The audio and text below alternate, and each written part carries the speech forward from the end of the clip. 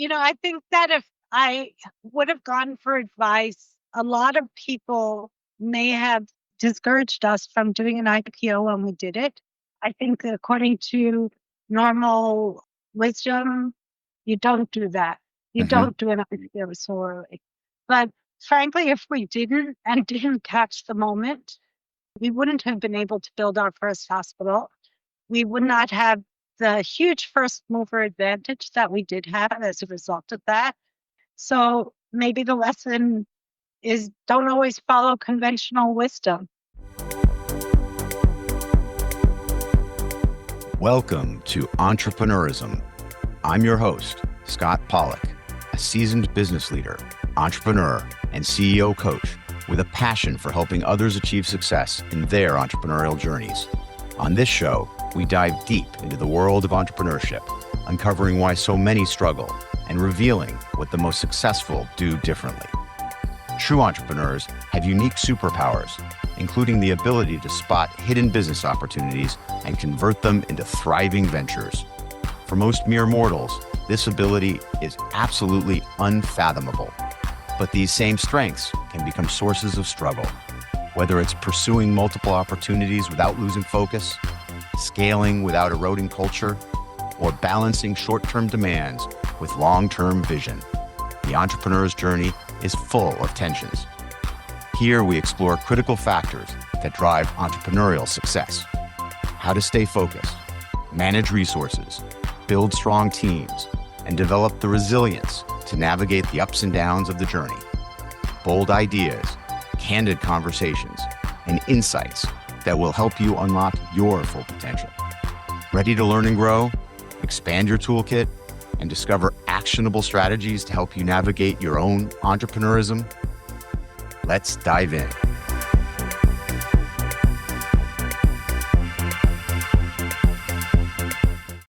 Super excited to welcome on the podcast Roberta Lipson, a true China business pioneer who helped build modern premium healthcare in China from the ground up. Welcome, Roberta. Thank you so much, Scott. Roberta is the founder of United Family Healthcare and vice chair of New Frontier Health. And she spent 40 plus years in Beijing, turning a bold early bet into what became China's first and largest foreign invested healthcare system, now spanning 11 hospitals, nearly 20 clinics, and even an internet hospital serving patients nationwide. She's also navigated a full capital markets arc, IPO on NASDAQ in 1994, a major NYSE-linked merger in 2019, and then privatizing again in 2021. Beyond healthcare, she's a major bridge builder in the business community, chair emeritus of AmCham China, and a longtime director at the U.S.-China Business Council. And for many years, I've known Roberta as the co-founder of Beijing's Jewish community, Kehillat Beijing. Roberta, perhaps you can start by talking briefly about how you started your entrepreneurial journey. Well, I think it had a lot to do with China and an early interest in China. So, as an undergraduate, I studied Chinese history and started studying Chinese language, thinking that maybe an academic career would be my route. But shortly after that, I decided that I would be better doing things than learning about how other people did things. And so my goal became, how can I get to China and do things?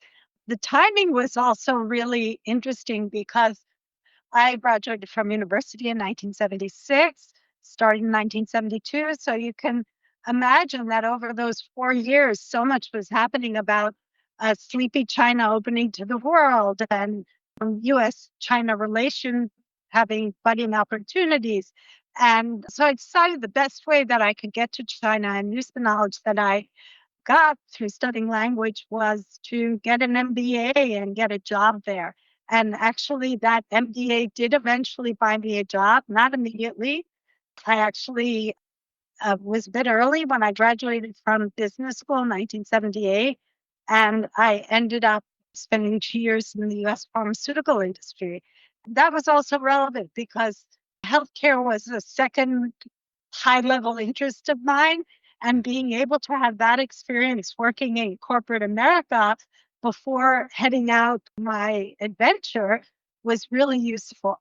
So eventually in 1979, I did get a job working for a trading company that sent me to Beijing.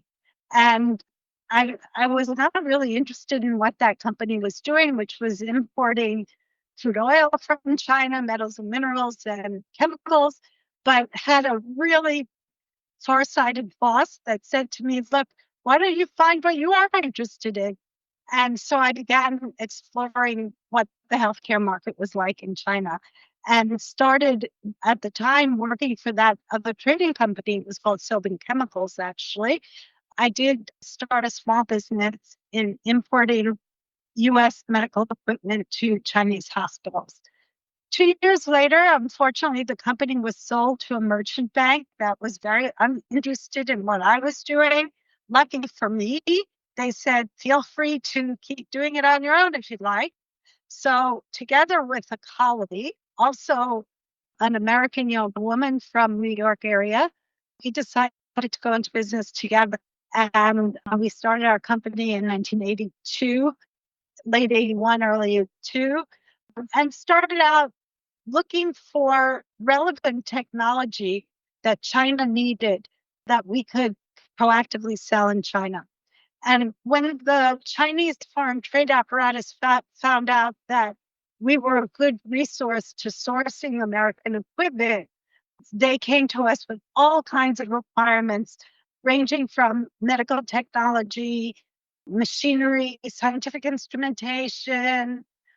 And so we were very busy not trying to find people who wanted to buy American products, but finding American companies that were willing to sell to China, convincing them that China actually could pay in cash, not in tea, that the FBI would knock down their door for wanting to do business in China.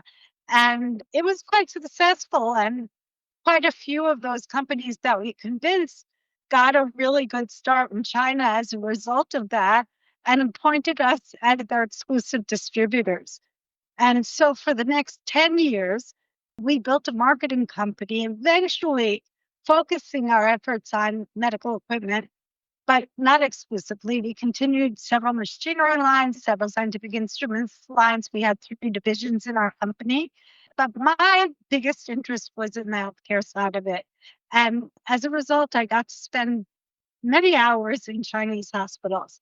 And I got to see the beautiful things that happen there, really hardworking doctors who were working without many tools, not much modern technology. But I also got to see where, because of the burden that those hospitals had, they were very, very overcrowded. Doctors were not well paid. I also got to see the gaps and the opportunities. At the same time, the expatriate population of Beijing and Shanghai were growing. And I saw all of those foreign nationals leaving China every time they had any kind of medical issue. They would either go back to their own country or go to Hong Kong.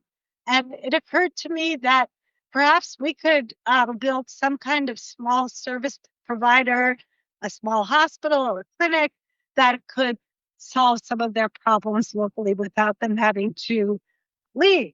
And so we started in 1992, started talking to the Chinese government about the possibility of allowing us to open a hospital in China. At the time, there were no real relevant regulations that said foreign hospitals could be possible, or this is the route to take. So it was a matter of really, as we say in China, crossing the river by feeling the stones. And it took a few years to get the Chinese officials to stop laughing at the idea of a foreign invested for-profit hospital in a socialist country. But eventually, I think as some of those officials had spent time in the US and saw some of the differences in the healthcare system, some of them started getting the idea that it might not be a bad idea. And when we figured out that the message needed to be look, if you want to continue to attract foreign investment and foreign experts to come to China, they not only need to have education for their children they're comfortable with, but they also need to have healthcare they're comfortable with. So finally, we started getting some buy-in by 1994, and then when it looked like we could get approval, we panicked because we had to figure out where was the capital going to come from.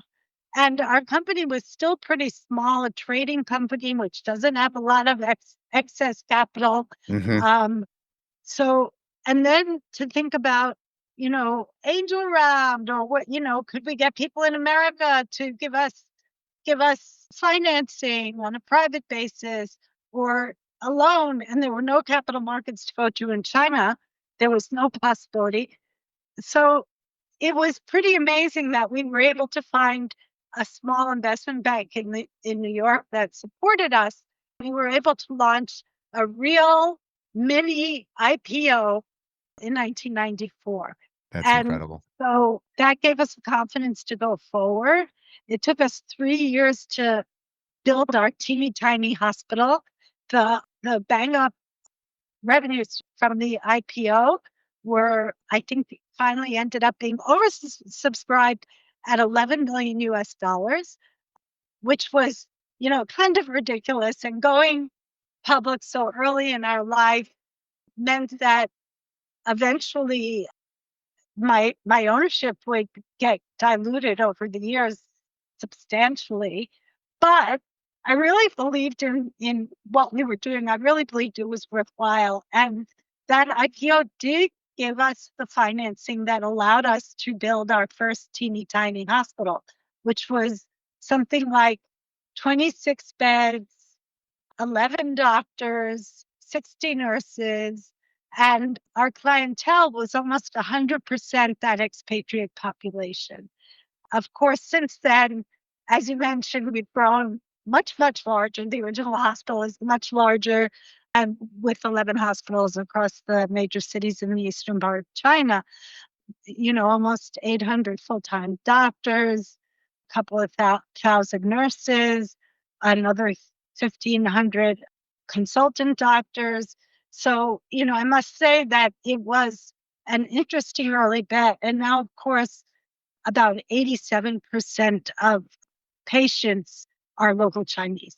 So, yeah, people ask, could you have seen where you would come? Could you have seen where that bet would have taken you? And I have to say, no, I really didn't know where it would go. Although our original IPO business plan did include eventually having 5 hospitals and 10 clinics. So, Right. Amazing. I mean, everything you just shared ticks so many of the boxes of the lore of being an entrepreneur. I'm going to launch my business someday. I'd like to do an IPO. How about doing an IPO at the very beginning? I mean, that's incredible. And an 11 million dollar IPO. I think you said on the Nasdaq. I'm even scratching my head. I didn't even know that it was possible, right? I mean, that's pink sheets, I gather, and no pink sheets, no pink real sheets. IPO. Real Yeah. IPO at that scale. Back in the day when China was still really just emerging. An unknown quantity, really. And I mean, it took brave investors to invest in us.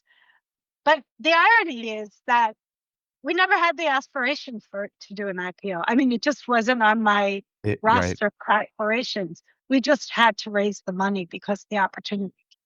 right. That's amazing, and that you had an investment bank that was able to help you navigate that. Talk a little bit about, you said you found a partner early on. Is that the same partner that you have been with for years? Yeah. Yeah. Okay. So Elyse Silverberg, she was a young woman from suburban New York area where I was also from. We met Hmm. in Beijing. Eventually, we hired her to work at my original employer together. So we had worked together for a year and a half and knew that we were compatible.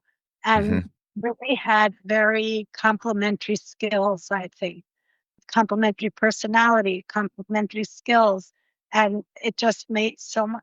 I had to do a little convincing to get her to like take this flyer of, a few years with no income. But, but yeah, it was amazing having a partner that had the same values Hmm. and was as enthusiastic not only about the opportunity that was China, but then also the opportunity of doing business the right way, ethically, and eventually bringing better healthcare to China became both of our passions. Hmm. Yeah, and you spotted an opportunity, as you said, that I mean, the opportunity didn't even exist, let alone that it was very early, So, and created it. In some ways, it sounds like almost from whole cloth with the government, which I can only, imagine some of those discussions. The government sort of saying, what are you guys talking about? Talk about how did you, here the two of you didn't come from this space of hospitals and medical clinics. How um, did you conceive and actually have the confidence to build that? I mean, on this show, we talk a lot about the superpowers ultimately that entrepreneurs bring to the table. Talk about how that all came into play and how you were able to navigate some of that. I guess, I mean, that could be a few books, but give us the summary. yeah, I guess I mentioned that I had spent the last 10 years in and out of Chinese public hospitals. Hmm. And I observed firsthand what I thought were the gaps. Mm, And I thought those gaps were fillable. At the same time, I watched my friends with these needs going abroad. And then we figured out, how to talk to the government about it. But I think that one of the lessons I had coming out of that experience, and it became like a long-term motto, that anything worth, everything worth doing in China is possible, but nothing is easy. Um, so, that goes right along, or I guess it's the corollary to the one that I've always kept in mind in my 20 years in China, which is everything in China is illegal, but everything is possible. right, right. Well, I try to stay on the legal side of things. No, Um, I know, but the point is that if you look for the black letter that says you can right. do something in China, you're gonna have a hard time finding it. Absolutely, I agree with that. But another lesson we learned is that compliance is super important. Yes. So yeah, so the corollary to that is don't easily take no for an answer. Mm, So, as long as there's a little opening, keep at it. So even when people say impossible, keep at it. I think frankly, that might be the most important superpower. The other thing that I think I would accrue our success to is making sure that you recruit from the heart. And that means that actually everybody on the team believes, internalizes the mission. So I don't tell people to buy into your mission. mm, And you can't order people to act like they're mission driven. So I think that from the beginning, it's really key to hire people that are passionate about what the company was trying to do. And I think in our case, I don't know if in every case it's possible to do that, but in our case, because healthcare is such a highly emotional business, and it's hard to say that bringing better healthcare to people isn't a really, really worthwhile mission to pursue. But of course, not every person will be equally passionate about it. So I think that having people that really buy into the mission and buy into the values, I think is super important. And somehow being able to communicate the mission and make sure you can understand if people will be on the same page. I mean, you can't go into the consultation room with doctors. And so they have to have it in their heart. Mm. Everybody on the team has to have it in their heart. Yeah. So I would say those are probably, from my personality perspective, two of the important secret sauces Yeah, that yeah. I mean, being purpose driven, that's a great one. And having a strong purpose does really, and you mentioned values as well. So it's the culture. It does really make a difference. And we hear that over and over again. And of course the grit. That's in every entrepreneurial journey, there's hurdle after hurdle after hurdle. There is no such thing as, oh, we started an easy business. But this one, I must say, building, private healthcare in a socialist state, this one is up there. I can only imagine. Talk about the business itself had to get over a multitude of hurdles. How about you as the founder, entrepreneur, co-founder, but the CEO? What were some of your greatest personal struggles, and how did you conquer them? Well, I suppose that first of all was the financing part of it, and that Mm, continued to be a struggle for us because, being public on NASDAQ, even though we had investors, it was okay. We felt we never really got the valuation that we deserved because it's really hard to communicate to American investors what's the unique value proposition of our brand in China mhm, and what we've been able to accomplish. I mean, probably in the mind of most investors, it's a small healthcare services company and hard to get the extra excitement out of what our real value proposition is. So it continued to be troublesome, which is why in the mid 20 teens, we decided to privatize mm, along with TPG and Fosun. So it was interesting because we had a lot of companies coming to us with an interest in working with us to privatize. But I decided after long and hard thinking that it would be interesting to have both a group like TPG that could offer us financial expertise that we didn't have going forward, and Fosun that could add to our China localization expertise. And it was tough because all of a sudden we had investors that were part of our lives, mm, um, rather than far away in America that we had to just every quarter communicate with. So that was a big adjustment. And then eventually it became time for TPG's exit. So we looked together for their buyer for their shares and came up with a group from Hong Kong of local investors who were really excited about the opportunity for healthcare in China. mhm, And they had put together a SPAC to buy that. And that's how we ended up back on New York Stock Exchange, even though it wasn't the right place for us.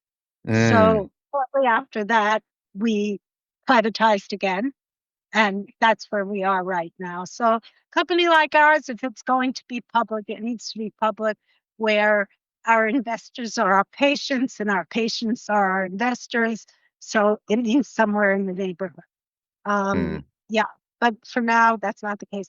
And anyway, during this time, we decided to divest of our distribution company, and we sold our medical equipment distribution company to Fosun, oh, okay. which was great because it allowed us to really focus on building the healthcare services business. So when you talk about struggles for me,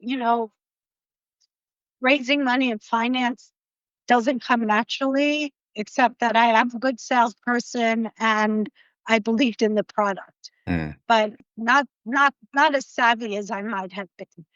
That's number one. Second set of personal struggles might have been achieving the proper work-life balance with my family.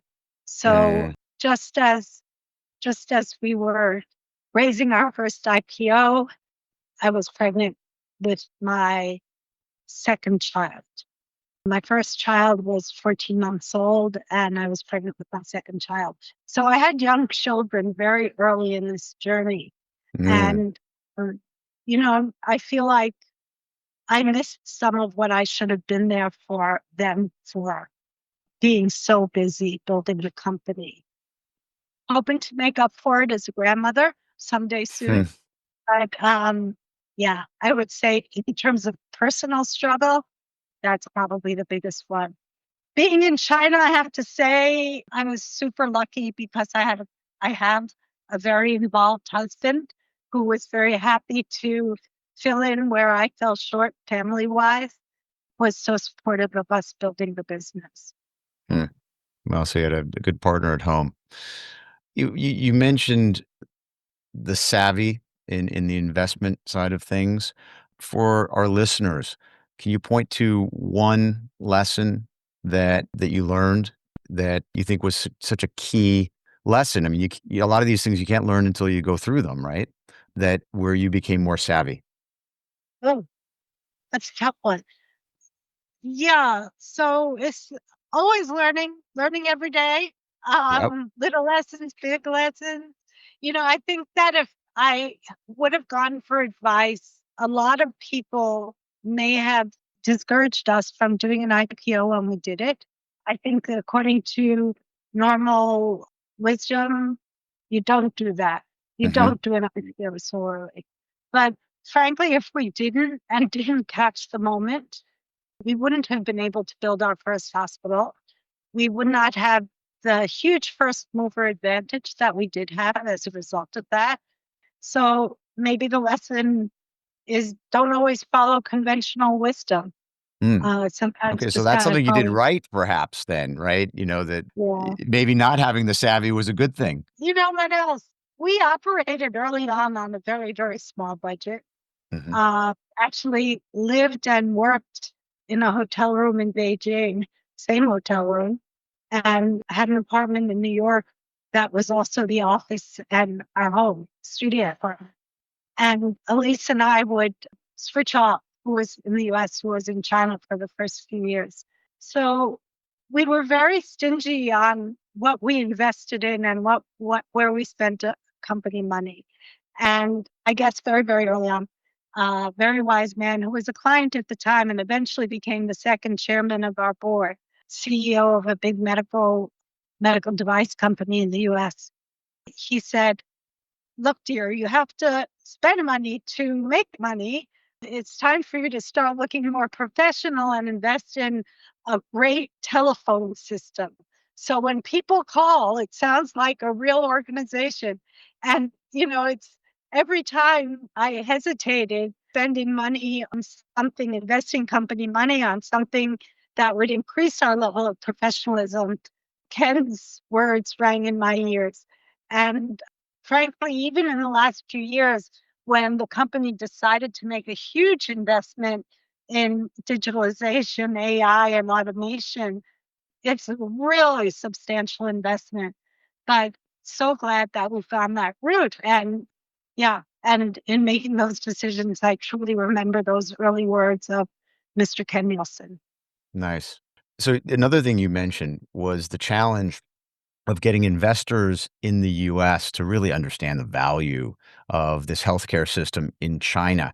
I want to ask a different question related to that, which is in order to be successful in China, you actually had to get the customers, the patients in China to understand the value of your healthcare system.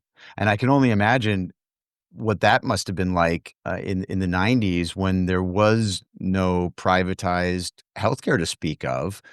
Talk about that. How did you build and earn the trust that was necessary in order to get the clientele? Yeah, well, the first job was to convince doctors to come and join our Mm. team. So on the Chinese side, I have spent the last 10 years building trust with the top doctors in China because we were providing them with the tools that they needed to do their job better. We were helping them with publishing in the US. So that made it possible because at that time, to convince someone with an iron rice bowl to forego it for a small foreign invested experiment, well, that was a big leap for people. And then to convince foreign doctors that they should leave their practice in the US, a hopefully Mhm. successful practice, because we wanted only the best, and come and join our experiment on the other side of the world. So that was the first tough job. And then because we were filling a real need for the expats, that didn't take so much convincing. Mhm. People Mhm. really, really wanted what we had to offer. And then slowly but surely, wealthy Chinese people, sometimes sports stars, movie stars, returnees from the West, started becoming interested in upgrading their healthcare experience, especially to start off with for delivering babies. So there Mhm. was a bit of a baby boom at that time, contrary to what we have now, which are almost no babies, but Right. in China. But that became an easy decision for people with some money to make, because to be able to offer people a really special, positive, happy, safe experience in childbirth that truly was not available in the public system was an easy task. And so people came and experienced our care first in that way. And then happily building trust through that care, they, of course, chose to bring their children there for their pediatric needs. And what followed off as those patients aged, they started coming for their other healthcare needs or bringing their aging parents. It was a long process, but that's how it played out. Also, the fact that we started off in this kind of experiential kind of lifestyle healthcare of a great childbirth experience allowed people to talk about it on social Mhm. media or in interviews, because it was all about happiness and positive. So that helped spread the word. Nice. Amazing. Amazing story. I want to segue to a segment that I like to do with all of my guests, some quick fire entrepreneur hacks. First question, what's one book every entrepreneur should read? Okay, so frankly, I don't read management books. It At doesn't the have to be a beginning, management book, by the way. I mean, okay, I was way too busy to read it all. But when I finally got time, I started really enjoying broadening my horizons by reading Mhm. fiction, history, or sociology. So I'm not sure about every entrepreneur, but I would say for mission driven healthcare entrepreneur, I always insist that people consider reading two books. One is called The Spirit Catches You and You Fall Down. Another is called God's Hotel. And then the third is a specific healthcare management book, which is Transforming Healthcare, the Story of Virginia Mason. Hmm. So, yeah. Okay. Well, perfect. And what's one thing you do every morning to set yourself up for success? Okay. I don't manage it every morning, but exercise is really important to me. And when I do it, my days go much better for sure. Absolutely. And what's a tool or app you can't live without? So recently, our new workplace platform changed to something called Feishu, Mhm. um, Yep, is from a China, Chinese yep. workplace platform, and it's amazing. And yeah, so it's become my new go-to tool. Of course, everybody will say ChatGPT, I think, which is true for me as well. But Feishu is pretty cool, making me Nice. much more efficient. And what daily habit keeps you grounded? Definitely checking in with my family, my husband or my children remotely. Yes. Mhm. And I think you already mentioned one, but let's see. What's the best piece of business advice you've ever received? You already mentioned spending money to make money. Anything Yeah, well, else? that's still a good piece of advice. The other thing is, I, I I'm not sure it was advice that I was given, but I think another little secret of our success, which I didn't mention, is building diversified teams. Like the Mm, importance of getting all different kinds of input, gender input, educational background input, cultural input. I think it makes every organization richer. yeah. Well, and there's been plenty of research that shows that diversity, particularly when it comes to solving complex problems, is a huge benefit. You come up with better answers. Amazing. So I think I want to end today with this final question. What's one piece of advice you'd give to entrepreneurs just starting on their journey? Yeah, follow your heart. If there's something you're passionate about, don't be discouraged taking no for an answer. The passion part's really important. Perfect. I can certainly still feel all of the passion 40 plus years on that you have, the mission that you've accomplished already. And I know that you're still accomplishing more. So it's amazing. Really appreciate you joining the show today, Roberta. Thank you. Thank you, Scott. It was fun. And to my listeners, we've got many more amazing guests lined up. Please subscribe, leave feedback, and share this episode in your feeds. Until next time. Thanks for listening. Remember, entrepreneurship isn't just about spotting opportunities. It's about taking disciplined action to bring them to life. Hope you'll join again next time as we continue to unpack the complexities of entrepreneurism.